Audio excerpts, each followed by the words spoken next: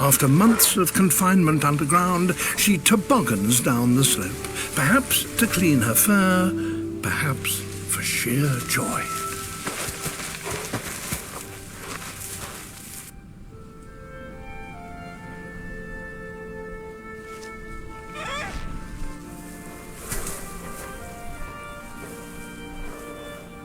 Her cubs gaze out at their bright new world for the very first time.